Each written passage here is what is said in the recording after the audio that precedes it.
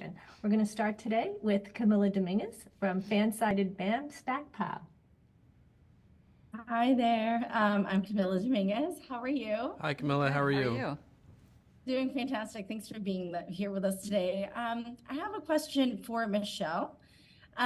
Given that Star Trek Discovery has boldly explored themes of identity, family, and unity across its previous 4 amazing seasons, how can we expect this 5th and final season to expand or conclude these themes in a way that resonates with both long-term fans and newer viewers? Wow, that's that's a big question. I think the areas that you mentioned, those are things that we explore every season. Those are areas of focus for this season as well. We didn't know going into this season that it would be our last, but thematically, we explore very big things, meaning where we come from, things like that. And then, any given season, we look at how those things are going to play out with each character and their particular arcs. So I do think at the end of the day, it's going to feel very satisfying. And as you may be aware, we did get a chance to shoot some additional material to wrap up the series itself. But I think people will feel really good about how it's all wrapping up and that it tells a complete series story for each of our beloved characters. That's incredible. Thank you. Next up from Sci-Fi Talk, this is Tony Tolato. Hi, great to talk to you both. An amazing series, I echo that. What I really liked is by going into the future, that Discovery was able to kind of at least bring back the ideals of the Federation that kind of were mothballed. Talk about that and really changing the whole nature of what Discovery's purpose was. That's for both of you. So, I think that jumping to the future was about a lot of things for us, but one of them was, Trek as a mirror that holds itself up to a time, right? Always, starting with TOS to, you can take any iteration of Trek and it will tell you something about the time in which it was made. And it felt to us like we are at a moment where so many of the ideals that we have assumed and taken for granted, not just in our country, but around the world, are under fire. And so the idea of jumping to the future in what Trek does best, which is come up with an allegorical story that reflects what's happening now, the idea that you had to rebuild the Federation and therefore define its most prized ideals felt very right. And, the idea of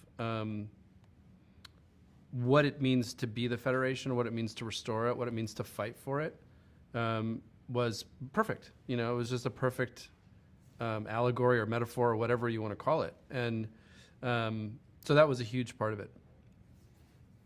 It also, sorry.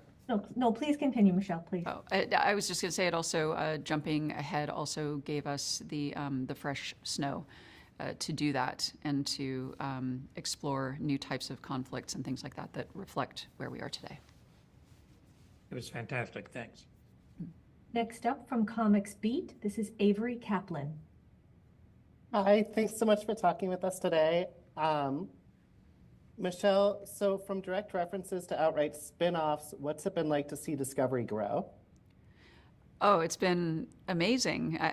It's been wonderful to be a part of that and to get to see the new iterations that are coming out. The Star Trek universe is only growing. Alex can certainly speak better to that, but it's been exciting to be part of that. Oh, you want me to speak to it? Well, yeah, you're the architect of it. Yeah, Discovery, when we made Discovery, we weren't actually setting out to build a universe. We were just setting out to make a new Star Trek show. And I think that in sort of tacking along the different roads that Discovery gave us, the fact that we were able to bring Pike and Spock and Number One into the show, one of the writers that I had worked with, actually Akiva, before we even cast Pike, said, there's a great Star Trek show with Pike in the lead and the entire era on the Enterprise before Kirk takes over. And I said, why don't we cast a good Pike first, see how that works, and then we'll go from there. And that ended up obviously becoming Strange New Worlds, but that could never have happened without season 2 of Discovery, never. And I think that one of the things that we have really loved is, I believe strongly that every Star Trek show needs to have its own very unique identity.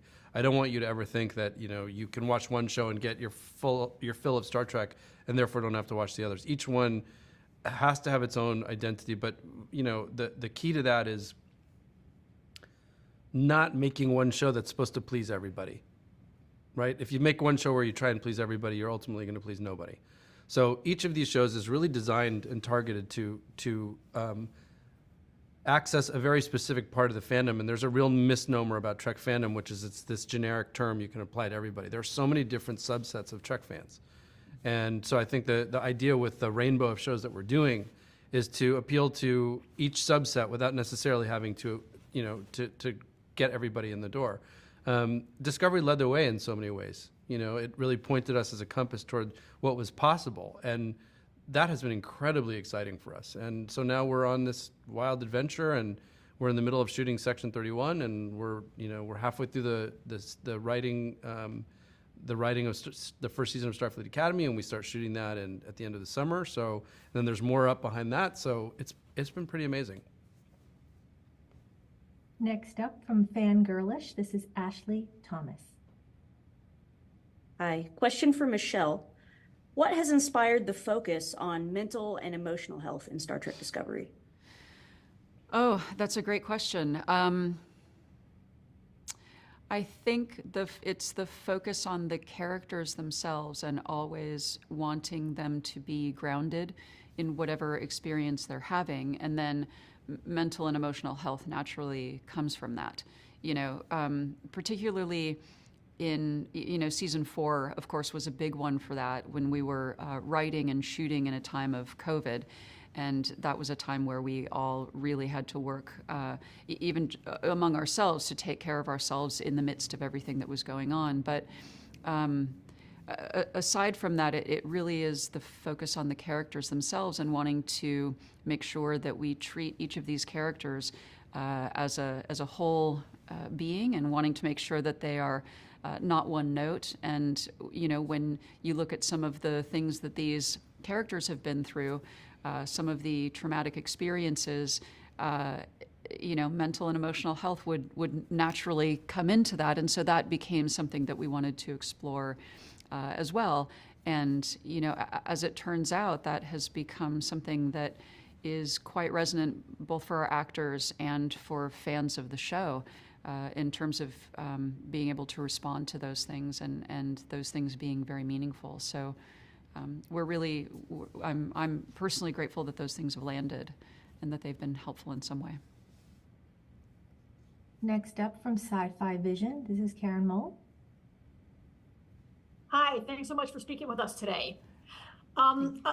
Across these first 4 episodes, I thought I could really see some influences from some other maybe epic franchises. There's an episode that gives me a bit of a Star Wars vibe.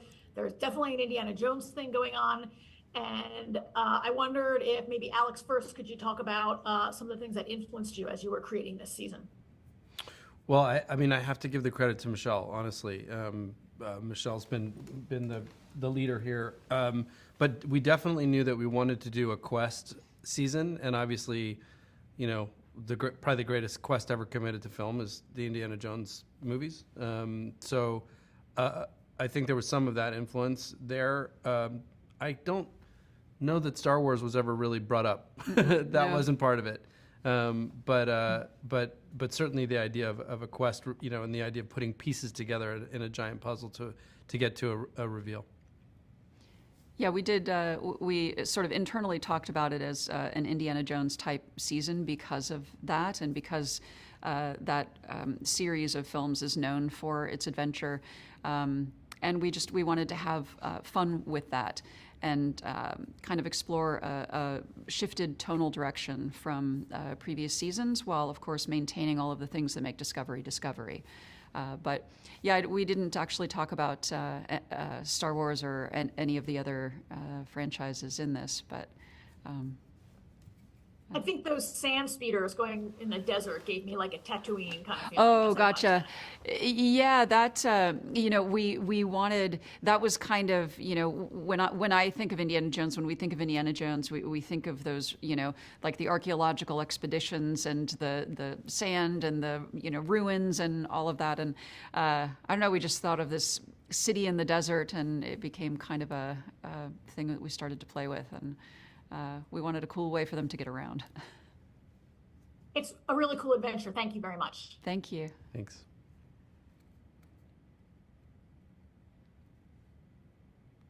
Next up from Trek Movie, this is Anthony Pascali.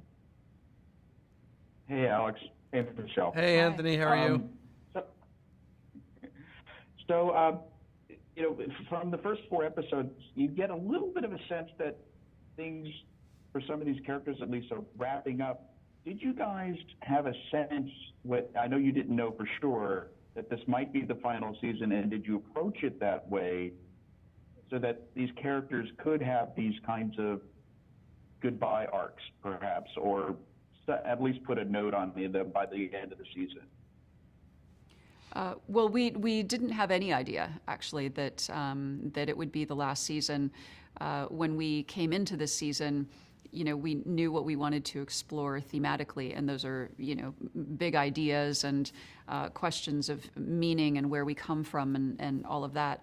I think, we've talked about how that kind of naturally lends itself, in hindsight anyway, to finishing a series, which is really a wonderful gift, because we feel like then we can come out of the season and wrap things up in a way that will feel satisfying. But certainly going into it, we didn't know. So it was just, these were the things we were intending to explore, and it's turned out to be that this is how it will end, and that's something that we feel good about, and getting to shoot some additional material to wrap up the series and wrap up those arcs in a really good way.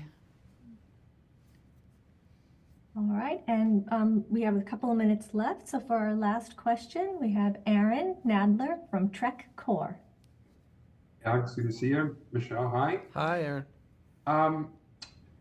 More of a production question for you. This year, Discovery had a 10-episode order instead of 13, really, for the last few seasons. How did that change how you prepared for the season, from breaking the story to the production and prep side? Did that impact things compared to your past years very much? Well, the preparation and production are the same. When we started and we found out that it was going to be 10 rather than 13, you kind of look at the arc of the season and maybe compress a few things. Maybe there are some tributaries that you might go down that you don't then go down, because you want to really focus in on the story. But in terms of the practicalities, it didn't change much. We still had 10 episodes to do, and each of those episodes is its own juggernaut. So we just worked to make every single episode the best it could possibly be.